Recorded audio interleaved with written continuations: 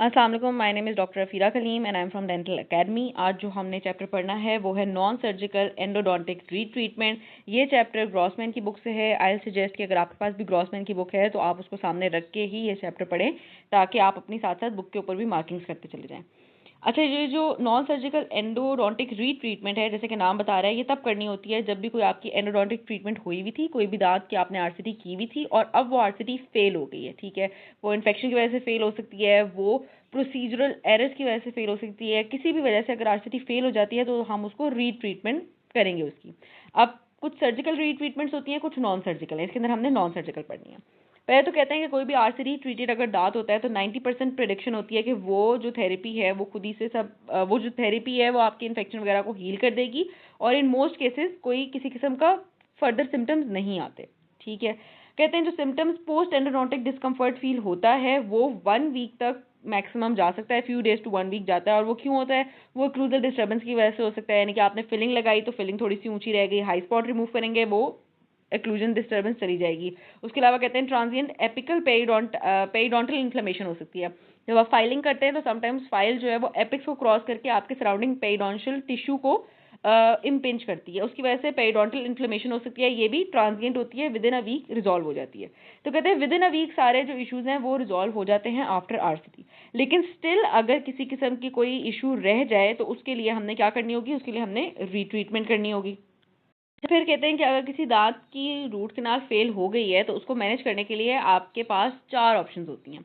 Number 1, keeping the patient under observation, यानी कि आपने किसी किस्म की कोई ट्रीटमेंट नहीं करनी, सिर्फ पेशेंट को ऑब्जर्व करना है कि आप विद टाइम उसका जो भी इन्फेक्शन आया है, जो भी इशू आया, वो हील होगा कि नहीं होगा। ये उस केस के अंदर होना है जिस केस के अंदर पेशेंट इज नॉट कन्विंस्ड कि उसका दोबारा से ट्रीटमेंट की जाए, और दूसरा उस केस के अंदर जिसके अंदर क्लिनिकली जो आपका टूथ है वो एसिम्टोमेटिक है, यानी कि उस टूथ जिसकी आपने आरसीटी की है उसकी सराउंडिंग में किसी किस्म की कोई इन्फ्लेमेशन नहीं हुई, कोई पल्स ड्रेन नहीं हो रही, स्टिल थोड़ा सा पेशेंट जो है वो अनकंफर्टेबल है विद द रूट कैनाल, तो उस केस के अंदर आपने सिर्फ पेशेंट को अंडर ऑब्जर्वेशन रखना है। सेकंड आती है आपके पास नॉन सर्जिकल एंडोडोंटिक रीट्रीटमेंट, जो कि हमने चैप्टर के अंदर पढ़नी है। ये तब होती है जब आपकी क्लिनिकली सिम्टोमेटिक है आपका टूथ, ठीक है, यानी कि क्लिनिकली देखने पे भी वहाँ पे कोई पल्स ड्रेनेज आ रही है, क्राउन फिटिंग सही नहीं है, किसी किस्म का कोई इन्फेक्शन नजर आ रहा है इन द रेडियोग्राफ, तो उस केस के अंदर आपने रीट्रीटमेंट करनी होती है। अच्छा, रीट्रीटमेंट किस तरीके से होगी वो भी खैर हम नीचे जाके पढ़ते हैं। उसके अलावा जो थर्ड ऑप्शन हो सकती है वो हो सकती है surgical endodontic treatment. Surgical endodontic treatment कब करनी होती है? जब आपकी कनाल्स की जो एनाटमी है वो कॉम्प्लेक्स हो, नॉर्मल ना हो, जिसके अंदर नॉर्मल रीट्रीटमेंट पॉसिबल नहीं है, नॉन सर्जिकल रीट्रीटमेंट पॉसिबल नहीं है, तो आप सर्जिकल रीट्रीटमेंट करते हैं। उसके अंदर आपने एपिकल विंडो क्रिएट करके वहां से आपने एपिक्स से अपनी एंडो करनी होती है। उसके अलावा आपने वहां से समटाइम्स हम एपेक्सेक्टमी भी कर देते हैं और एपिक्स को क्लियर कर देते हैं, कट कर देते हैं। और लास्ट में कहते हैं अगर इनमें से कोई भी चीज़ पॉसिबल नहीं है और पेशेंट जो है सिम्टोमेटिक है तो आपने एक्सट्रैक्शन ऑफ द टूथ करा देनी है, यानी कि आपने टूथ को रिमूव करवा देना है।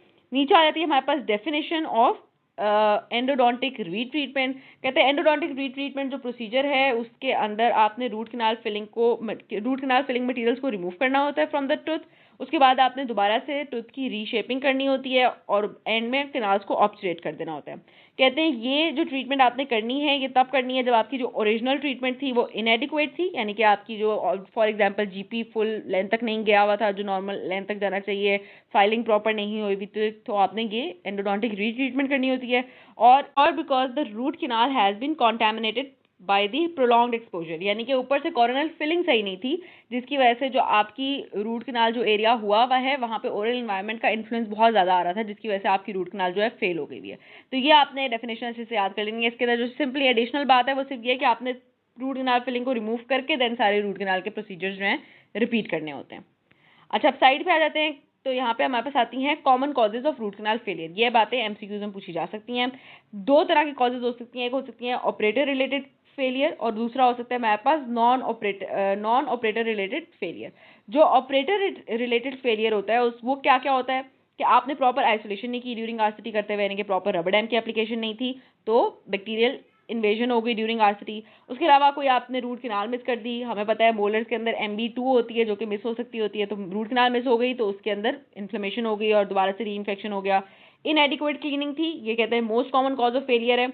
सबसे जो इंपॉर्टेंट स्टेप होता है रूट कैनाल का वो होता है उसकी क्लीनिंग, यानी कि जब आपने शेपिंग की और उसके दौरान आपने जो इरिगेंट यूज करना होता है जिससे आप अपनी रूट कैनाल्स को क्लीन कर रहे होते हैं, वो सबसे इंपॉर्टेंट स्टेप है। अगर वो आपने इरिगेंट सही से यूज़ नहीं किया, सोडियम हाइपोक्लोराइड का जो मिक्सचर होता है यूज़ कर रहे होते हैं सलाइन के साथ रूट कैनाल्स को क्लीन करने के लिए, बैक्टीरिया को एलिमिनेट करने के लिए, अगर वो स्टेप अच्छे से हो जाता है ना, तो बेशक आपका जीपी शॉर्ट हो या जीपी लॉन्ग हो जाए, आपकी रूट कैनाल जीपी बेशक शॉर्ट रह जाए, आपकी जो रूट कैनाल है वो इतनी फेल नहीं होती। तो क्लीनिंग जो है वो सबसे इंपॉर्टेंट होती है, जिसके अंदर हम हाइपो से अपनी क्लीनिंग कर रहे होते हैं। उसके अलावा कहते हैं इम्प्रॉपर शेपिंग थी, या इंस्ट्रूमेंट सेपरेट हो गया, यानी कि फाइल टूट गई ड्यूरिंग फाइलिंग। उसके अलावा इम्प्रॉपर मैनेजमेंट थी ऑफ परफोरेशन हो गई थी पल्प चैम्बर में या सराउंडिंग पेरिडोंटल टिश्यू में, यानी कि जो होल क्रिएट हो जाता है और उसकी आपने प्रॉपरली उसको मैनेज नहीं किया, उसको क्लोज नहीं किया विद जीआईसी देन या एमटीए, देन आपकी रूट कैनाल फेल हो सकती है। इनएडिक्वेट स्टेरिलाइजेशन प्रोटोकॉल थे, इंस्ट्रूमेंट्स आपके स्टेरिलाइज नहीं थे, या lack of proper post endodontic coronal seal, यानी कि एट द एंड जो आपने ऊपर क्राउन देना है या फिलिंग देनी है, अगर वो कॉर्नल सील प्रॉपर नहीं होगी देन ओरल एनवायरनमेंट का इन्फ्लुएंस रहेगा और आपकी रूट कैनाल फेल कर जाएगी। नॉन ऑपरेटर रिलेटेड कॉजेज क्या हो सकती हैं फेलियर की, यानी कि परसिस्टेंट पेरीरेडिकुलर इन्फेक्शन रहा, यानी कि जो पेरीरेडिकुलर इन्फेक्शन है वो परसिस्ट करता रहा सराउंडिंग द रूट। उसके अलावा एक्स्ट्रा रेडिकुलर सिस्ट रही, या वर्टिकल रूट फ्रैक्चर। इनमें से कोई भी चीज़ अगर होती है तो ये नॉन ऑपरेटर रिलेटेड कॉज है, यानी कि ऑपरेटर की वजह से ये सब कुछ नहीं हुई, लेकिन ये भी कॉजेज हो सकती है रूट कैनाल के फेलियर की।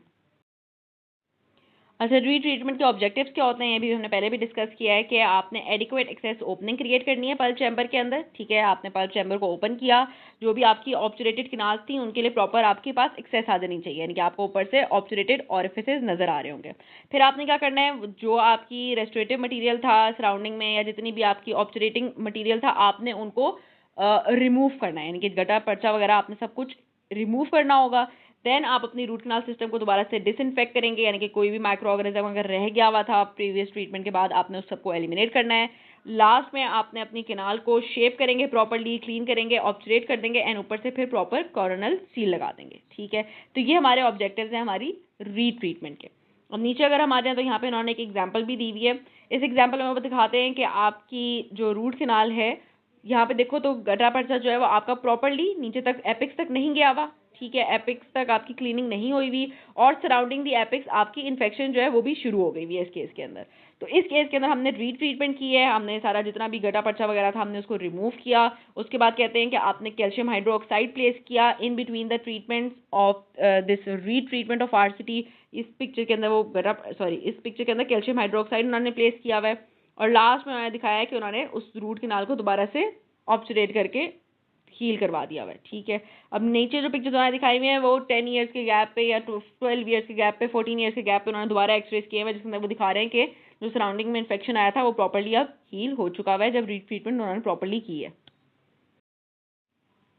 अब हम बात करते हैं re entry into the pulp chamber through full coverage restoration, यानी कि कोई ऑनले लगा हुआ है, कोई क्राउन लगा हुआ है और उसके अंदर अब आपने इस दांत के अंदर जब आपने री आरसीटी करनी है तो आपके पास दो ऑप्शंस होती हैं, या तो आप उस क्राउन को रिमूव करें, ठीक है, या आप उस क्राउन के ऊपर से ही एक्सेस ओपनिंग करें। ठीक है, कहते हैं उस क्राउन के ऊपर से ही एक्सेस ओपनिंग हमने तब करनी होती है जब marginal integrity of the full coverage restoration जो है वो बड़ी अच्छी है, मतलब कि जो क्राउन आपका लगा हुआ है, जो ऑनलाइन लगा हुआ है, उसकी मार्जिनल इंटेग्रिटी इतनी अच्छी है कि आप उस क्राउन को नहीं उतारना चाहते, तो उस केस के अंदर आपने उस फिलिंग के लगे रहते फिलिंग से मेरा मुराद है उस रेस्टोरेशन के लगे रहते ही आपने एक्सेस ओपनिंग करनी होती है। ठीक है, कहते हैं इस केस के अंदर जो आपकी access to the pulp chamber है वो थोड़ी सी डिफिकल्ट हो जाती है। क्या डिसएडवांटेजेस आते हैं, कहते हैं तो आपकी रिड्यूस विजिबिलिटी होती है। ऑफ कोर्स जब ऊपर क्राउन लगा हुआ है आप हो सकता है अंदर का जो क्राउन हो, कॉर्नल पोर्शन हो और जो ऊपर जो आपका रेस्टोरेशन लगी हुई है उनकी एंगुलेशन इतनी परफेक्ट ना हो कि आप परफेक्टली ड्रिल कर सकें। ठीक है, तो कहते हैं आपकी विजिबिलिटी रिड्यूस्ड होती है। दूसरा कहते हैं maintaining the orientation and parallelism of the bur to the long axis of the tooth, वही वाली बात है, यानी कि जो आपका टूथ है और जो आपका ऊपर क्राउन लगा हुआ है क्या उनकी एंगुलेशन बिल्कुल सेम थी, अगर सेम नहीं थी तो चांसेस हैं कि आपके जो बर है वो गलत जगह पे जाके एक्सेस ओपनिंग कर रहा हूँ। ठीक है, उसके अलावा कहते हैं इस केस के अंदर इंक्रीज चांस होता है कि आपकी इट्रोजेनिक मिसहैप्स हो सके, ऑफकोर्स परफोरेशन के चांसेस बढ़ जाएंगे। कहते हैं इंक्रीज चांसेस होते हैं कि किनाल्स जो है वो आपकी मिस हो जाएं। ठीक है, मिस अनट्रीटेड अनप्रेस्ड किनाल्स रह सकती हैं, रिकरेंट केरीज और क्राउन फ्रैक्चर्स जो है उनकी पॉसिबिलिटी इसके अंदर ज़्यादा हो जाती है। और लास्ट में कहते हैं किनाल ऑब्स्ट्रक्शंस और पोस्ट को रिमूव करना जो है वो इस केस के अंदर डिफिकल्ट होता है, जिस केस के अंदर हम क्राउन के ऊपर से ही अपनी फिलिंग अपनी क्या करने की कोशिश कर रहे होते हैं, एक्सेस ओपनिंग करने की कोशिश कर रहे होते हैं। अच्छा, नेक्स्ट उन्होंने कुछ बर्ड्स के नाम बताए हुए जो हमने याद करने हैं। कहते हैं कार्बाइड बर्ड्स जो है वो मेनली यूज होते हैं जब भी आपने मेटल क्राउन्स के थ्रू कट करना होता है। ठीक है, इन कार्बाइड बर्ड्स का एक और नाम भी उन्होंने दिया हुआ है ट्रांस मेटल बर्ड्स। उसके अलावा कहते हैं अगर आपका porcelain fuse to metal crown है और ऊपर से आपने सिर्फ पोर्सलिन को रिमूव करना है तो उसके लिए हम राउंड बर्ड्स यूज कर सकते हैं। नेक्स्ट कहते हैं कुछ स्पेशल इंस्ट्रूमेंट्स होते हैं जिससे हम क्राउन्स को रिमूव करते हैं without damaging the underlying tooth. तो ये क्या क्या इंस्ट्रूमेंट्स हो सकते हैं, कहते हैं हम कुछ स्पेशल चीजेस यूज कर सकते हैं, कुछ स्पेशल फोर्सेस यूज कर सकते हैं और एक वैम्प की होती है उससे भी हम अपने क्राउन्स को रिमूव कर सकते हैं without damaging the underlying tooth. अब ये इन्होंने क्या दिखाया हुआ है, ये इन्होंने दिखाया हुआ है कि क्राउन को, अगर पोर्सलिन के क्राउन को हमने रिमूव करना है टूथ से तो हम क्या करते हैं, हम पहले ट्रांस मेटल बर, ये जो हमने ऊपर नाम पढ़ा है कार्बाइड का बर है, उससे हम थ्रू एंड थ्रू इसके अंदर एक कट क्रिएट करते हैं अपने क्राउन के अंदर, ठीक है, एंड देन हम अपना क्राउन रिमूवर लेके अपने इस क्राउन को रिमूव करवाते हैं। अभी जो हमने एक लाइन क्रिएट की होती है ना बर्ड से, उससे ये होता है कि अब इस क्राउन का जो रिमूवल है वो ईजियर हो जाता है, ठीक है। तो ये इन्होंने क्राउन को किस तरीके से रिमूव करना है ये उन्होंने इसके अंदर दिखाया हुआ। नेक्स्ट हमारे पास आता है obstruction from the previous obturating material, इन सबको रिमूव करना है। ऑफ कोर्स जो भी आपने रूट कैनाल की थी पिछली रूट कैनाल, उसके अंदर क्या हुआ होगा, आपकी कैनाल्स के अंदर या तो गड्ढा पर्चा फिल्ड होगा और एक पहले ज़माने में सिल्वर पॉइंट्स यूज़ होते थे, उनसे भी हम अपनी रूट कैनाल्स को ऑब्चुरेट करते थे या वो यूज़ हुई भी होंगी। ऑफ कोर्स अगर कोई रीट्रीटमेंट के लिए केस आया है तो चांसेस हैं कि उस कैनाल के अंदर सिल्वर पॉइंट्स भी प्रेजेंट हो। तो आपने या तो इन सारे मटेरियल्स को रिमूव करके अपनी रीट्रीटमेंट करनी है या आपने इनको बाईपास करके रीट्रीटमेंट करनी है। मेजरली हमने इनको रिमूव ही करना होता है। रिमूवल ऑफ गड्ढा पर्चा के लिए हमने कौन कौन सी चीज़ें यूज़ करनी होती हैं, रोटरी इंस्ट्रूमेंट्स यूज़ होते हैं, इसके अलावा सॉल्वेंट्स यूज़ होते हैं, कुछ हीट कैरियर इंस्ट्रूमेंट्स हो गए, कुछ अल्ट्रासोनिक्स हो गए या कुछ कम्बिनेशन ऑफ ऑल हो गए।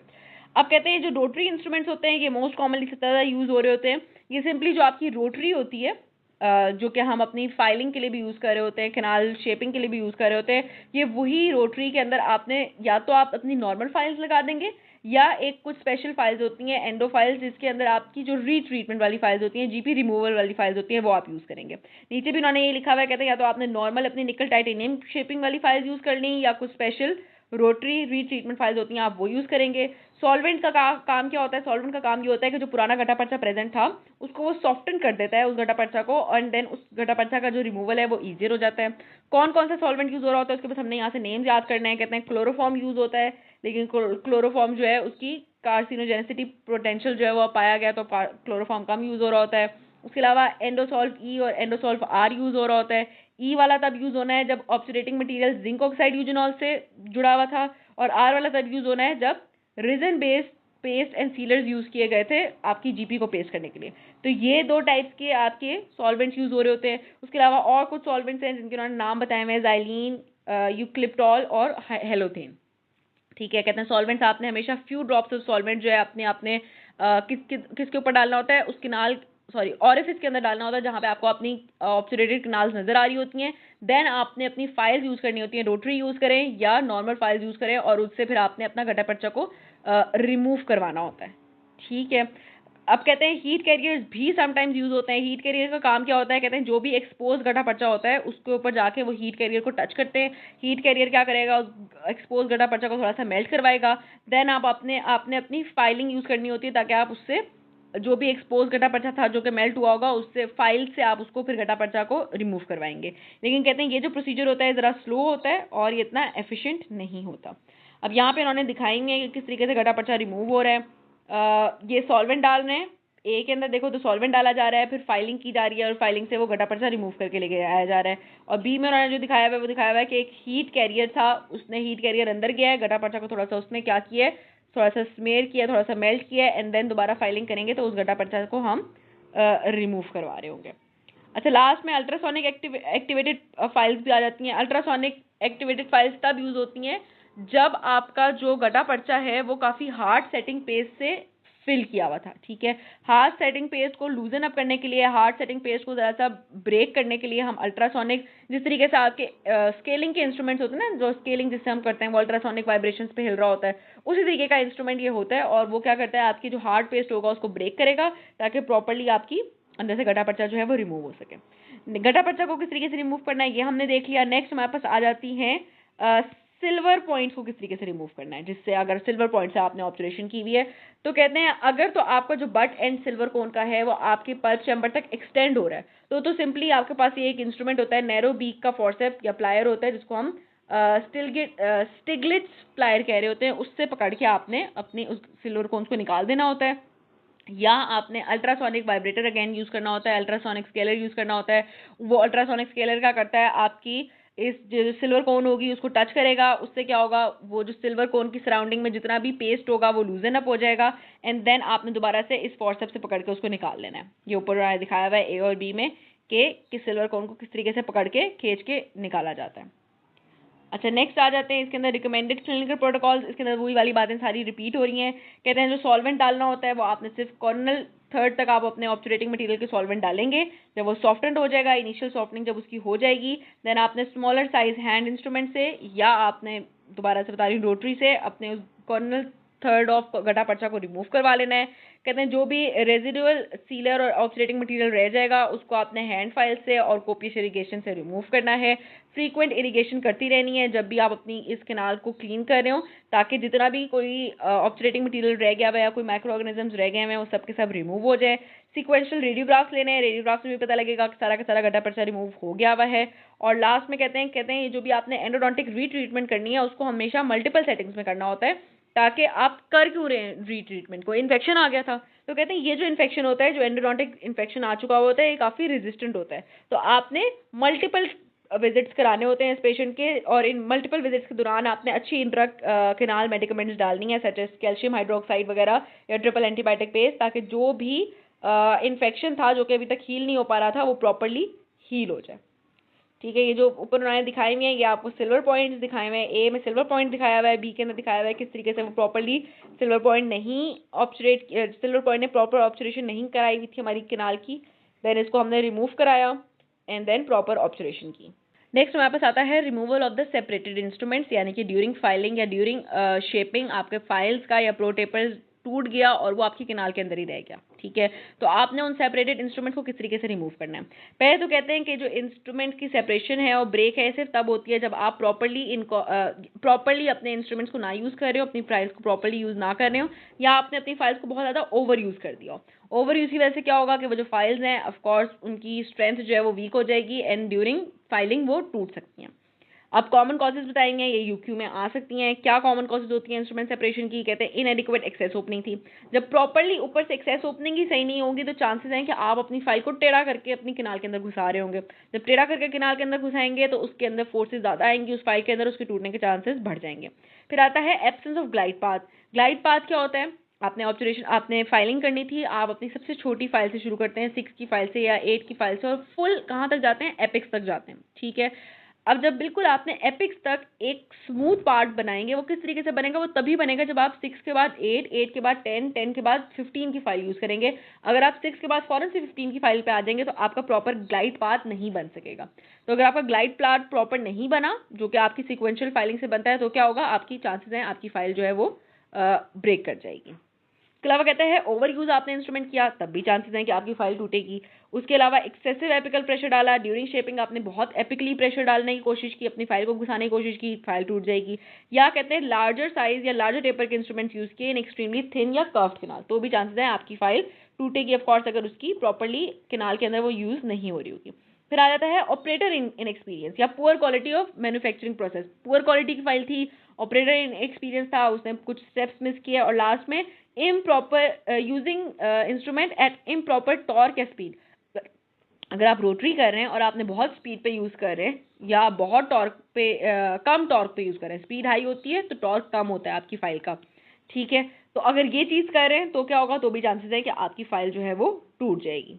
नीचे अब हमारे पास कुछ रिकमेंडेशंस, कुछ गाइडलाइंस आ जाती हैं जिन पे अमल करें तो आप इंसिडेंस ऑफ इंस्ट्रूमेंट सेपरेशन को मिनिमाइज कर सकते हैं। कहते हैं एक तो आपने प्रॉपर ग्लाइड पाथ बनाना है। ठीक है, पिटेंसी विद स्मॉल हैंड फाइल्स, वही जो मैंने अभी आपको बताया था कि पहले 6 की फाइल यूज़ करके आप बिल्कुल एपिक्स तक जाएंगे या 8 की फाइल यूज़ करके बिल्कुल एपिक्स तक जाएंगे, फिर एक के बाद आपने दूसरी अपनी सिक्वेंशली फाइलिंग करनी है ताकि प्रॉपर ग्लाइड पाथ बन सके। फिर कहते हैं आपने स्ट्रेट लाइन एक्सेस ओपन करनी क्रिएट करनी है। स्ट्रेट लाइन एक्सेस भी यही है कि आपने प्रॉपर पूरी ऊपर से कैविटी जो अपना चैम्बर है वो फुल प्रॉपर ऊपर से ओपन किया हुआ हो, ताकि जो आपकी जो जितनी भी ऑरिफिसेस है वो आपको स्ट्रेट लाइन में नज़र आ रही हो, आपको अपनी फाइल को टेढ़े करके ना अंदर डालना पड़ रहा हो। क्राउन डाउन शेपिंग टेक्निक को यूज़ करें। जो शेपिंग वाला चैप्टर है उसके अंदर हम पढ़ते हैं कि आपकी काफ़ी सारी टेक्निक्स होती हैं शेपिंग की, कुछ क्राउन डाउन होती हैं, कुछ क्राउन अप होती हैं। जिसके अंदर आप क्राउन डाउन में क्या होता है कि पहले आप अपना coronal part of the root prepare करते हैं, फिर mid middle part of the root prepare करते हैं and then apical part prepare करते हैं, ठीक है।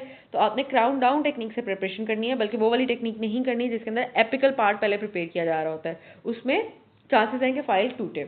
फिर कहते हैं use stiffer larger stronger files, जितनी स्ट्रॉन्गर फाइल्स हैं वो आपने यूज़ करनी है। उसके अलावा ऑरिफिस ओपनर ज़रूर यूज़ करना है, ये तब यूज़ होता है जब आपने प्रो टेपर्स यूज़ करने होते हैं। जो ऑरिफिस शेपर और ऑरिफिस ओपनर्स होते हैं उनका काम क्या होता है, वो आपकी ऑरेंज वाली फाइल होती है, आपके प्रो टेपर्स में सबसे पहली वाली फाइल होती है, उसका काम ये होता है कि वो ज़रा ऑरिफिस को इनलार्ज कर देती है ताकि जो सिक्वेंशियल फाइलिंग आप बाद में फाइल प्रो टेपर्स यूज़ करेंगे वो प्रॉपरली आपके एपिक्स तक जा सके। अच्छा, फिर कहते हैं आपने कभी भी ज़्यादा ज़ोर से पुश नहीं करना अपनी फाइल्स को, jerky movements, hurrying of the instruments नहीं करनी, जर्की मूवमेंट्स में अपनी फाइल्स को यूज़ नहीं करना। नैरो और कर्व किनाल्स में जो भी आपने फाइल यूज़ करनी है उसको प्रॉपरली दोबारा से रिप्लेस कर देना है, मतलब उसको फाइल को दोबारा आपने यूज़ नहीं करना जो कि नैरो किनाल में यूज़ हुई हुई थी। फिर कहते हैं आपने अपनी फाइल्स को रेगुलरली एग्जामिन करते रहना है, कोई फाइल का अगर फ्लूइड वगैरह टूट गया हुआ है आपने उस फाइल को दोबारा यूज़ नहीं करना।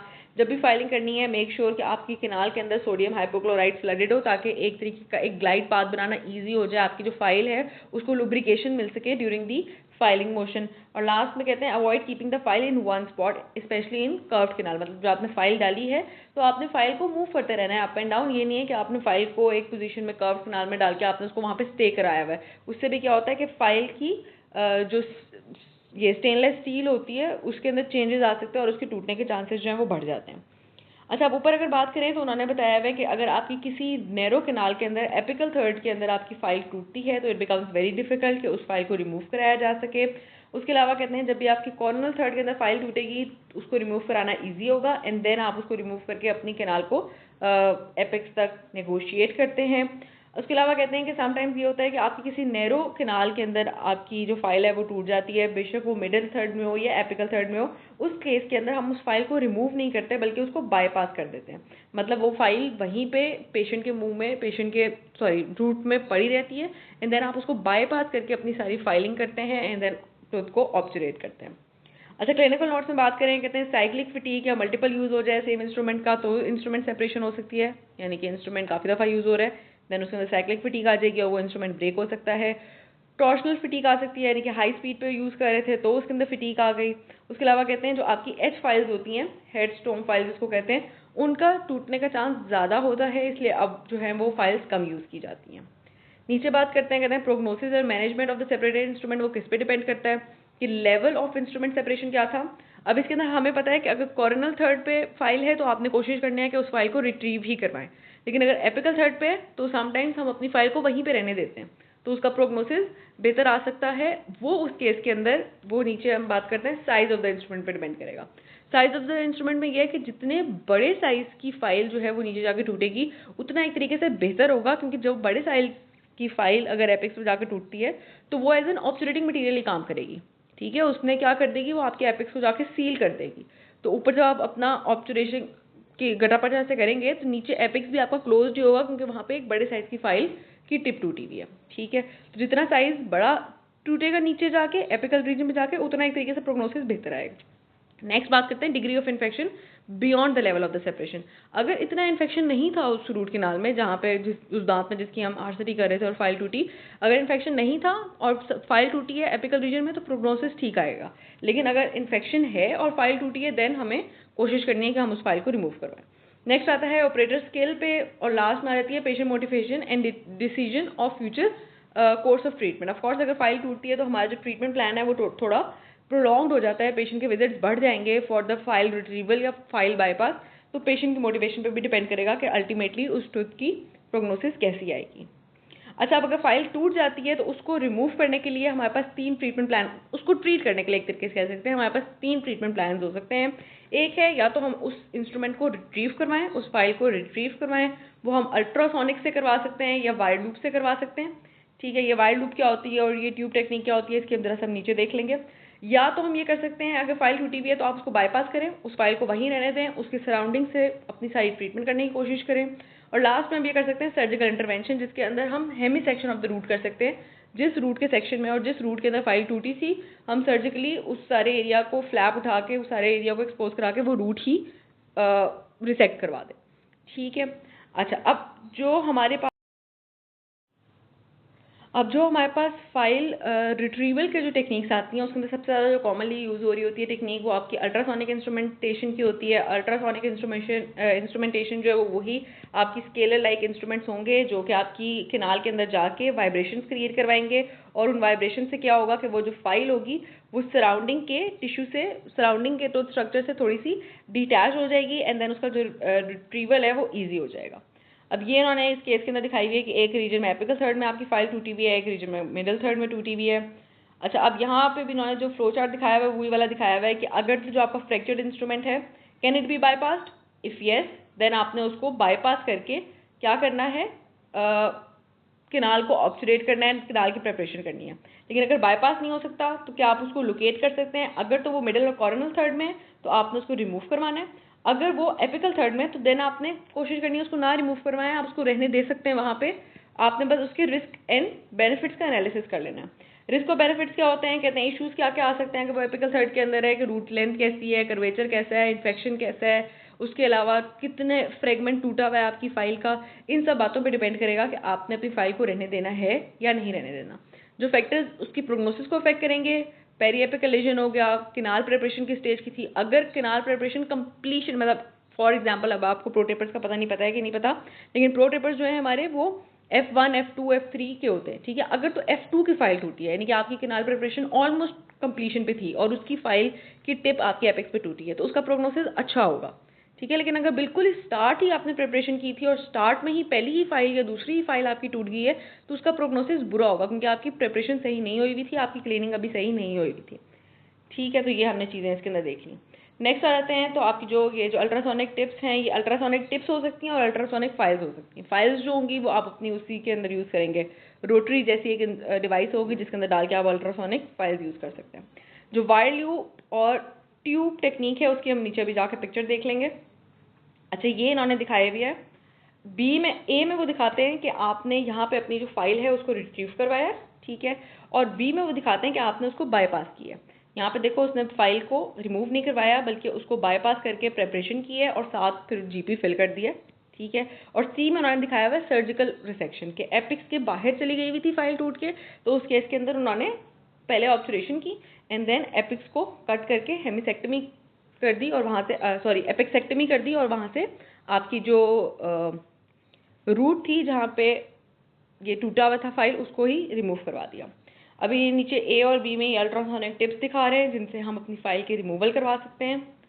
और नीचे आ जाएं तो इन्होंने ये टेक्निक्स ही दिखाई हैं जिसके अंदर वो फाइल रिमूवल करवा रहे हैं। मैं बस अब आपको लास्ट में एक ट्यूब टेक्निक यहाँ पे दिखा दूँ या लूप टेक्निक जिस, अच्छा ये जो है ना ये ट्यूब या लूप टेक्निक जिसको कह रहे हैं। अब इसके अंदर उन्होंने क्या किया हुआ है कि एक इन्होंने स्टेनलेस स्टील की एक वायर ली हुई है, नीडल ली हुई है जो कि यहाँ पे बड़ी हल्की सी बनी हुई नज़र नहीं आ रही। इस नीडल को उन्होंने फोल्ड करके अपने इस इस नीडल को नहीं, इस वायर को उन्होंने फोल्ड करके एक लूप बनाया और इस लूप को उन्होंने इस नीडल के अंदर घुसा दिया, ठीक है।